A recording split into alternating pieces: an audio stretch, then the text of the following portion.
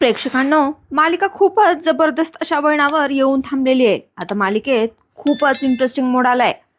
कमळीला कॉलेजमध्ये ऍडमिशन न मिळू देण्याचे अनिकाचे सगळे प्रयत्न आता कमळीने आणि इंगीने हाणून पाडलेले आहेत आणि त्यामुळेच आता अनिकाने कामिनीची मदत घ्यायची ठरवली आणि कामिनीला झालेली सगळी हकीकत सांगितली. कामिनीने आता कॉलेजमधल्या सगळ्या स्टाफची कमळीची शाळाच लावली आहे आणि तिथे गेल्यावर त्यांना आता सगळ्यांना कामिनी प्रश्न विचारते की तुम्ही असं कसं करू शकता, कमळीचं ऍडमिशन कसं घेऊ शकता आणि तुम्ही कॉलेजचे रूल का नाहीत पाळले म्हणून. आता कामिनी सगळ्यांनाच खूप रागवत असते, पण कमळीने वेळेत पैसे घेऊन येऊन फॉर्म भरलेला असतो आणि सगळ्यांनी कमीची मदत सुद्धा केलेली असते. इकडे अन्नपूर्णा मात्र ऋषीची माफी मागत असते.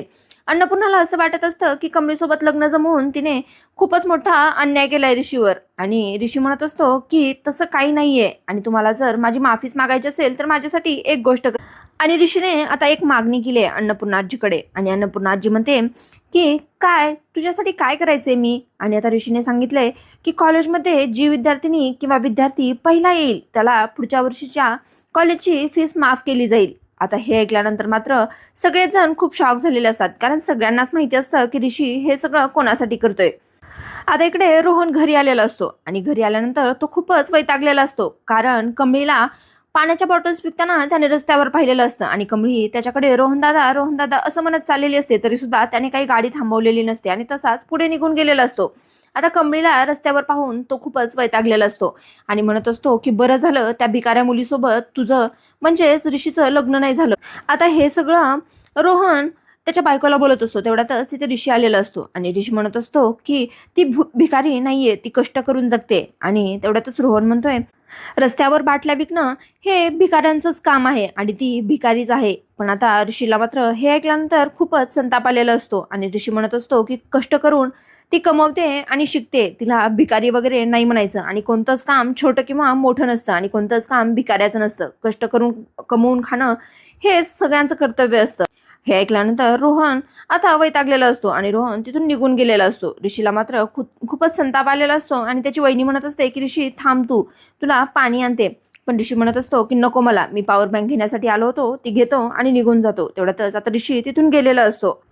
इकडे कमळी सर्व बाटल्या आणि टोप्या विकून कमळी, इंगी आणि बंड्या हे सगळेजण त्या संस्थेमध्ये आलेले असतात. तिथे आल्यानंतर तिथले अधिकारी तिला म्हणतात की हे धर कमळी तुझ्या कामाचे पैसे. आणि कमळी म्हणते असं नवं सर, पण तुम्ही हे सगळं पुण्याचं काम करताय ना, सगळ्यांना मदत करण्यासाठी बाटल्या आणि टोप्या मोफत देताय, तुमच्या पुण्याच्या कामाचे पैसे मी नाही घेऊ शकत.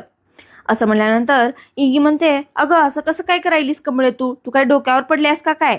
पण आता ते सर म्हणत असतात की कमळे हे तर आमचं कर्तव्य आहे, आम्ही आमचं काम करतो फक्त आणि याचा जवाब आम्हाला वरी सुद्धा द्यावा लागतो. वरचे अधिकारी आम्हाला विचारतात की कोणी किती काम केलं ते आणि हे पैसे तुला घ्यावेच लागतील. असं म्हणल्यानंतर आता कमळीने ते पैसे घेतलेले असतात, पण त्याच्यामध्ये सुद्धा काही पैसे कमीच पडलेले असतात. आता तेवढ्यातच तिथे एक मुलगा आलेला असतो आणि तो मुलगा कमळीला म्हणत असतो की कमळे बाहेर एक आजी आणि आजोबा आहेत आणि ते खूपच थकलेले आहेत, त्यांना पाणी पाहिजे. असं म्हणल्यानंतर कमळीला कीव येते आणि कमळी त्याच्यासोबत तिथून निघून जाते आणि कमळी जाता जाता इंगीला सांगितलेली असती की काही बाटल्या राहिल्या ते तेवढ्या देऊन नंतर तू कॉलेजमध्ये पटकन जा आणि ॲडमिशनची प्रोसिजर कंप्लीट कर म्हणून.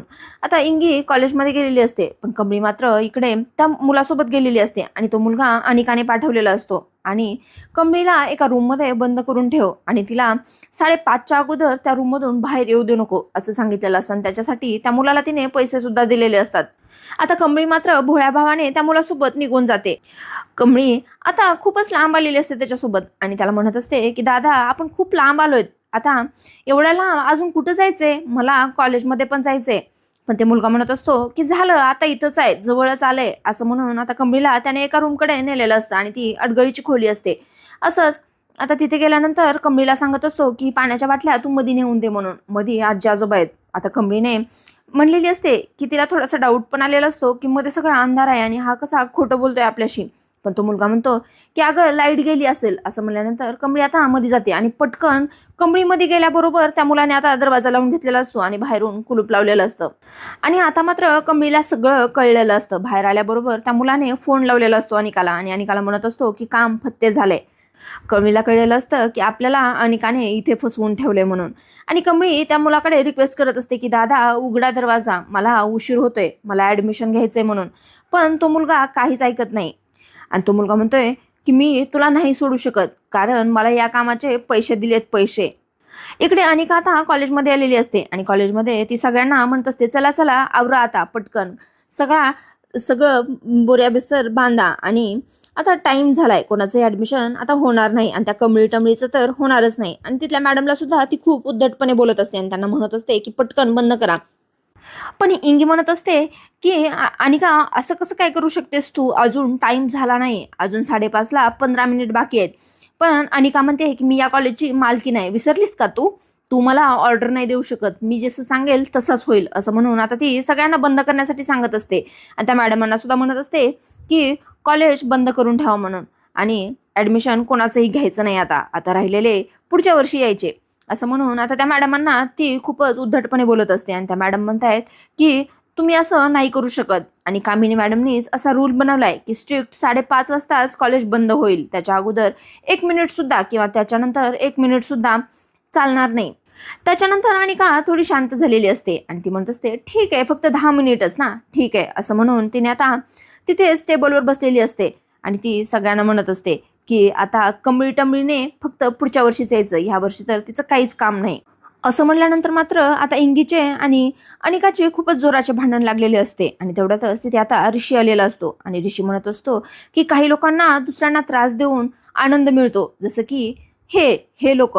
अनिकाकडे बघून तो असं म्हणत असतो आणि अनिका म्हणत असते की तू तिची बाजू कशाला घेतोस ऋष. आणि ऋषी म्हणत असतो की कमळीचं ॲडमिशन होऊ नये असं सगळ्यात जास्त तुलाच वाटतंय. आणि अनिका म्हणते की मला का वाटेल, मला तर वाटतंय की कमळीने ॲडमिशन घ्यावं, हुशार विद्यार्थिनी आहे ना ती, असं म्हणून ती हिणवून बोलत असते. पण ऋषी म्हणतोय की तुला तर मी नंतर बघेन, पण आता मला कमळीला शोधावं लागेल, असं म्हणून आता ऋषी तिथून कमळीला शोधण्यासाठी गेलेला असतो. आणि जाता जाता त्याने आता इंगीला आणि बंड्याला खूपच मोठी आयडिया दिलेली असते आणि त्याने सांगितलेलं असतं की मी येईपर्यंत कॉलेजमधले सगळे घड्याळ 5:30ला 2 मिनिट कमी असताना बंद करायचे, त्यातले सेल काढून टाकायचे आणि तिथल्या सगळ्यांना सुद्धा सांगायचं की 5:30ला 2 मिनिट कमी असताना तुमचे घड्याळ बंद करून ठेवा म्हणून. आणि आता नेमकं सगळ्यांनी तसंच केलेलं असतं आणि यामध्ये अनिकाच्या मैत्रिणीने सगळ्यांची मदत केलेली असते. आणि अनिकाला तिकडे ज्यूस प्यायला देऊन तिला खुर्चीवर बसून तिचे हात वगैरे दाबून देत आता तेवढ्यातच बंड्याने इकडे घड्याळाचे सेल काढलेले असतात आणि इंगीने सगळ्यांना सांगितलेलं असतं की तुमचं घड्याळ बंद करा म्हणून. आणि सगळ्यांनी इंगीची मदत सुद्धा केलेली असते. इकडे ऋषी मात्र कमळीला शोधण्यासाठी खूपच दूर दूर जात असतो आणि सगळीकडे भटकत असतो. आणि तेवढ्यातच आता ऋषीला तिथे एक सायकल दिसलेली असते. पण कमळी सुद्धा स्वतःला सोडवण्यासाठी खूप प्रयत्न करत असते, दरवाजा एका पाऱ्याने तोडण्याचा प्रयत्न करत असते. पण कमळीला मात्र तो दरवाजा काही तुटत नाही आणि ती आवाज देत असते, पण तिकडे कोणी लक्ष सुद्धा देत नाही. आता इकडे कॉलेजमध्ये फक्त 2 मिनिट कमी असतात आणि आता अनिका म्हणत असते की इंगी चिंगी, आता तुझं आणि त्या कमळी टमळीचं इथे काहीच काम नाही, कारण आता 2 मिनिटात तुमचा सगळा गेम संपणार आहे, असं म्हणून ती दोघांना म्हणजेच बंड्याला आणि इंगीला चिडवत असते. इकडे ऋषी मात्र आता कमळीला जिथे बंद करून ठेवलेलं असतं तिथे पोहोचलेला असतो आणि तिथे त्याला सायकल दिसलेली असते. आणि तेवढ्यातच कमळीचा आवाज सुद्धा आलेला असतो. कमळी सगळ्यांना ओरडत असते वाचवा वाचवा म्हणून. आणि तेवढ्यातच आता ऋषीला तिचा आवाज आल्यानंतर ऋषी बरोबर त्या खोलीकडे गेलेला असतो आणि त्याने दगडाने आता ते कुलूप तोडून कमळीला तिथून वाचवलेलं असतं. आणि कमळीला गाडीवर घेऊन कॉलेजमध्ये आलेला असतो. आणि कॉलेजमध्ये आल्यानंतर ते वॉचमॅन काका म्हणतायत की तुमच्या ॲडमिशनसाठी अजून कॉलेज चालू आहे म्हणून. आणि आता कमळीला तर नवलच वाटत असतं. कमळी म्हणत असते असं कसं काय होऊ शकतं, 5:30 वाजून 5 मिनिट झालेत आणि कॉलेज तर आतापर्यंत बंद व्हायला पाहिजे होतं. पण ते काका म्हणत असतात की तुम्ही आल्याशिवाय आज काय कॉलेज बंद होत नसतं, कारण ऋषीने आता सगळ्यांनाच सांगितलेलं असतं की घड्याळ मात्र 2 मिनिट कमी असताना 5:30ला बंद करायचं म्हणून. आणि सगळ्यांनी ऋषीचं ऐकलेलं असतं. आता कमळीने ॲडमिशनचा फॉर्म भरलेला असतो आणि सगळं कमळीच्या मनासारखं झालेलं असतं. पण हे अनिकाला काही पटलेलं नसतं. अनिकाला मात्र सगळ्यांनी उल्लू बनवलेलं असतं आणि अनिकाला खूपच राग आलेला असतो. आता मात्र अनिकाचा संताप खूप झालेला असतो आणि तिने कामिनीच्या मदतीने आता कमळीवर नवीन संकट आणण्याचं ठरवलेलं असतं. ते आता आपण उद्याच्या भागात पाहणार आहोत मित्रांनो. आजचा भाग कसा वाटला कमेंटमध्ये नक्की सांगा आणि व्हिडिओ आवडल्यास लाईक करा. मित्रांनो, आपल्या आवडत्या मालिकांचे अपडेट्स पाहण्यासाठी चॅनलला सबस्क्राईब मात्र नक्की करा. चला तर मग उद्या भेटूया.